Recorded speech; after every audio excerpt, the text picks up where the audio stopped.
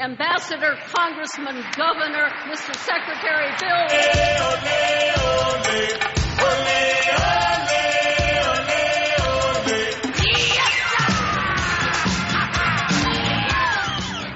Global warming is a hot-button issue, as it affects everything under the sun.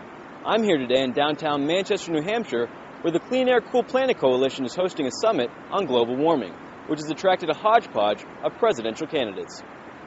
Global warming is everywhere, but we're here in the Northeast, and we've actually already experienced a lot of climate change over the course of the past few decades, and especially in winter. So our winters now are, on average, 4 degrees Fahrenheit warmer than they were 30 to 40 years ago. So we're actually seeing that a Boston wintertime climate is now the equivalent of a Philadelphia wintertime climate.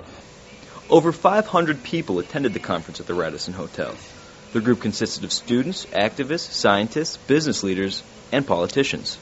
Global warming is a huge issue in New Hampshire, and the fact that we can get 500 people here and attract the candidates to speak to those people shows that this issue is going up the political agenda. We've had this problem on energy for 35 years. And I have to admit, Republicans and Democrats have not stepped up.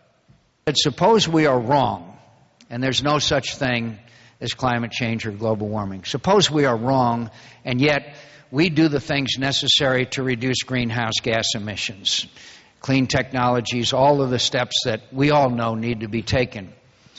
And we are wrong, and there's no such thing as climate change. We just give our kids a cleaner planet and a cleaner world.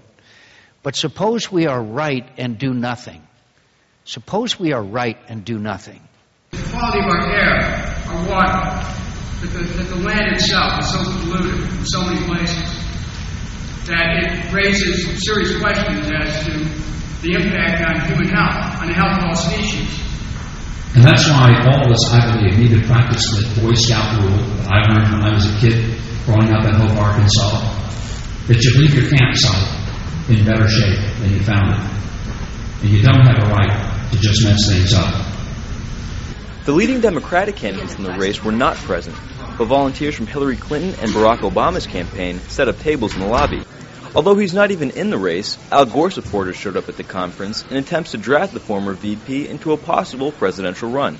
Governor Bill Richardson even gave him a toast. And today I want to toast a man I know very well, the Vice President of the United States, who won a Nobel Prize, Al Gore.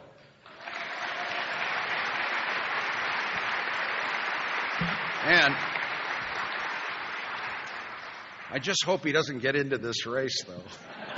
There's a lot of support out here in New Hampshire, not just from political junkies and public officials and those people who endorse candidates, but the average fellow walking down the street who's concerned about the environment, who's concerned about global warming, war and peace issues, Iraq, healthcare.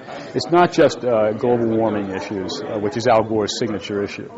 And what we found from the grassroots, so to speak, was that there's a tremendous enthusiasm for Al Gore, but a question of whether or not he was going to run. Scientists here say that the planet is warming at an alarming rate, and that the effects of climate change can already be seen here in New Hampshire, making this issue one of the hottest in the race for the White House. This is Brendan Gupta reporting.